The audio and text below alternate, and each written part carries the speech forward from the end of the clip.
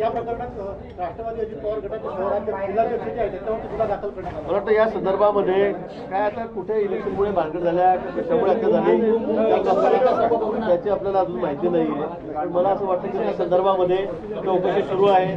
सखोल चौकशीचे आदेश माननीय मुख्यमंत्री त्या ठिकाणी दिलेले आहेत. मला वाटतं आरोपी जे आहेत आपण सध्या तिथे पकडले गेले, मी तर काही बातम्या बघितल्या नाही अजून, पण ते पकडले गेले नसतील.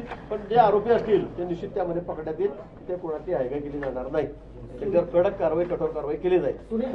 रायगड जिल्ह्याचे आता आहे असं आमदार महेंद्र थोरवे म्हणतायत. आता काय तर कोण कोणाला काही म्हणतात, काय करणार ते काय उत्तर काय द्यायचं बरं तुम्हाला. मला पण काल संजय राऊत म्हणाले बाहुबली समजतात स्वतःला, तर मग मी काय करू.